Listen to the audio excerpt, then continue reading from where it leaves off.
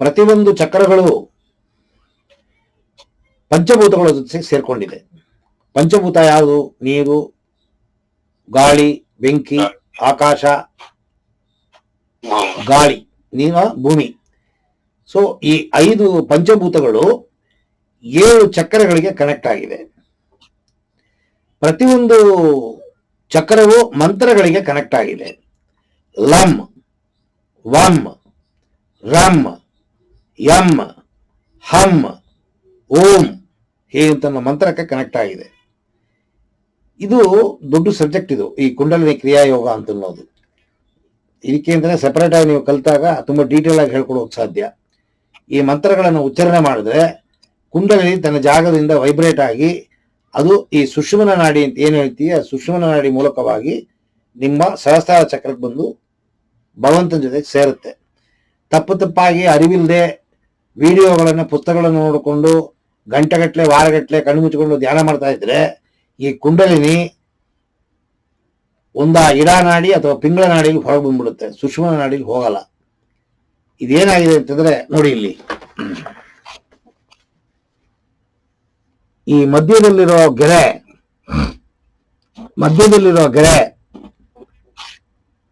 ನಿಮ್ಮ ಮೇಲ್ಗಡೆ ಸಹಸ್ರಾರ ಚಕ್ರ ತನಕ ಬಂದಿದೆ. ಈ ಮಧ್ಯದ ಗೆರೆ 2 ಕರಿ ಗೆರೆ ಕಾಣುತ್ತೆ ನೋಡಿ, ಅದು ಹಣೆ ಬಂದು ಸೇರುತ್ತೆ. ಸೊ ತಪ್ಪಾಗಿ ಧ್ಯಾನಾಭ್ಯಾಸಗಳನ್ನು ಮಾಡೋದು, ಆಧ್ಯಾತ್ಮದ ಅಭ್ಯಾಸಗಳನ್ನು ಮಾಡೋದು, ಅರ್ಧಂಬರ್ಧ ಕಲಿತು ಸಾಧನೆ ಮಾಡ್ತೀನಿ ಅಂತ ಹೋಗೋದು, ಇದೆಲ್ಲ ಮಾಡಿದಾಗ ನೀವು ಕುಂಡಲಿನಿ ಯೋಗವೇ ಕಲೀರಿ, ರಾಜಯೋಗವೇ ಕಲೀರಿ, ಅಥವಾ ಈ ಕಲಿತಾ ಇರೋ ಸ್ವರ ಯೋಗನೇ ಕಲೀರಿ, ಯಾವುದು ಕಲಿತರೂ ಕುಂಡಲಿನಿ ಬಿಡುಗಡೆ ಆಗತ್ತೆ. ಕುಂಡಲಿನಿ ಬಿಡುಗಡೆ ಆಗಿ ಭಗವಂತನ ಜೊತೆಗೆ ಸೇರೋದೇ ಯೋಗಾಭ್ಯಾಸ. ಅಂದರೆ ನಿಮ್ಮಲ್ಲಿ ಅಹಂಕಾರ, ಕರ್ಮವೇ ಅಹಂಕಾರ. ಕರ್ಮ ಇರೋ ತನಕ ಅಹಂಕಾರ ಇರುತ್ತೆ, ಅಹಂಕಾರ ಇರೋ ತನಕ ದೇಹದಲ್ಲಿ ಆತ್ಮ ಇರುತ್ತೆ. ಕರ್ಮ ಕಳೆದಾಗ ಆತ್ಮ ದೇಹದಲ್ಲಿ ಇರಲ್ಲ, ಕರ್ಮ ಇರಲ್ಲ. ನೋಡಿ, ಕೆಲಸವೇ ಇಲ್ಲ. ಕರ್ಮ ಅಂತ ಅನ್ನೋದು ಕೆಲಸ. ನಾವು ಹುಟ್ಟಿರೋದೇ ಕೆಲಸ ನಿಮಿತ್ತವಾಗಿ. ಯಾವಾಗ ನಮ್ಮಲ್ಲಿ ಕರ್ಮ ಇಲ್ಲ, ಕೆಲಸ ಇಲ್ಲ, ಆತ್ಮಕ್ಕೆ ಕೆಲಸ ಇಲ್ಲ, ಆತ್ಮ ಬಿಡುಗಡೆ ಆಗಿ ಹೊರಟೋಗುತ್ತೆ. ಆದ್ರೆ ಸಾವು, ಸಾಧಾರಣವಾಗಿ ನಮಗೆ ಬರೋ ಸಾವು ಏನು ಅಂತಂದ್ರೆ ಮುಪ್ಪಾಗತ್ತೆ. ನಾವು ಕೆಲಸವೇ ಮುಗಿಸಿರಲ್ಲ, ಮನೆ ಬಾಡಿಗೆಗೆ ಬರ್ತೀವಿ. ಮನೆ ವಾಸ ಮಾಡಕ್ಕೆ ತಕ್ಕಂತೆ ಇದ್ದಾಗ ಮಾತ್ರ ವಾಸ ಮಾಡಕ್ ಸಾಧ್ಯ.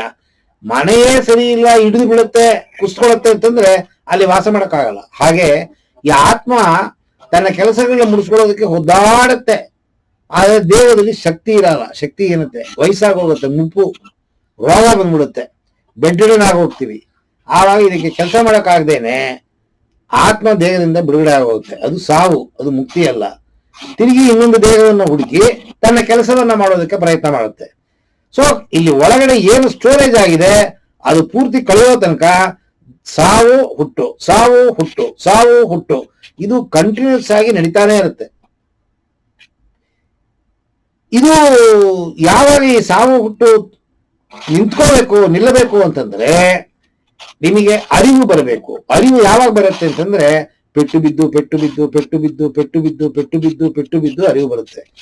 ಇದು ಒಂದು ಜನ್ಮದಲ್ಲಿ ಆಗೋದಿಲ್ಲ, ಸಾವಿರಾರು ಜನ್ಮಗಳು ತಾಳಿದಾಗ ಅರಿವು ಬಂದು ಕೊನೆಗೆ ಪರಿಪೂರ್ಣತೆಯನ್ನ ಪಡೆದು ನಾವು ಭಗವಂತನಾಗುವ ಕ್ವಾಲಿಟಿ ನಮ್ಮಲ್ಲಿ ಬಂದಾಗ ತಾನಾಗಿ ಕುಂಡಲಿನಿ ಈ ಚಕ್ರಗಳ ಮೂಲಕವಾಗಿ ಸಹಸ್ರಾರ ಚಕ್ರದಿಂದ ಭಗವಂತನ ಹೋಗಿ ಸೇರ್ಕೊಳ್ಳುತ್ತೆ.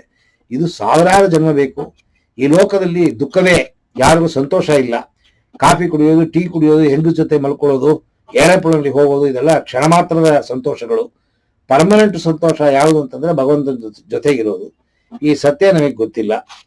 ನೋಡಿ, ನೀವು ಲೌಕಿಕವನ್ನು ಬೇಕು ಅಂತೀರಾ, ಮದುವೆ ಮಾಡ್ಕೋತೀನಿ ಅಂತೀರಾ, ಸ್ವರಯೋಗವನ್ನ ಕಲಿತೀನಿ ಅಂತೀರಾ, ಉಪಯೋಗವೇ ಇಲ್ಲ. ಸತ್ಯ ನಾವನ್ನೇ ಹೇಳಿದ್ದೀನಿ, ನೀವು ಮಾಡಕ್ ಹೋದ್ರಿ ಅಂತಂದ್ರೆ ನಿಮಗೆ ಮದುವೆ ಆಸೆ ಹೊಟ್ಟೋಗುತ್ತೆ. ಮದುವೆ ಆದ್ರೂ ಹೆಂಡತಿ ಆಸೆ ಹೊಟ್ಟೋಗುತ್ತೆ. ಹೆಂಡತಿಗೆ 30 ವಯಸ್ಸಾಗಿರೋದಿಲ್ಲ, ನೀವು ಕಾವಿ ಬಟ್ಟೆ ಉಟ್ಕೋತೀರಾ, ಕೋಪೆನ ಉಟ್ಕೋತೀರಾ.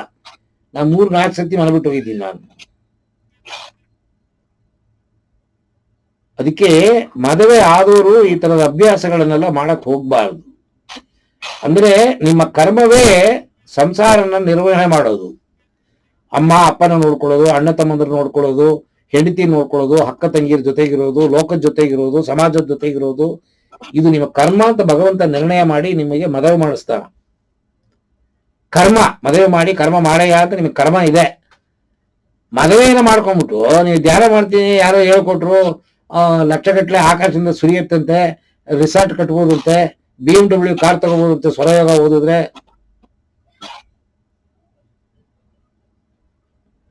ಏನ್ ಎಲ್ಲಾ ಮಾತು ನೀವೇ ಆಡ್ತಿರಲ್ಲ. ಹೌದು ಸತ್ಯ.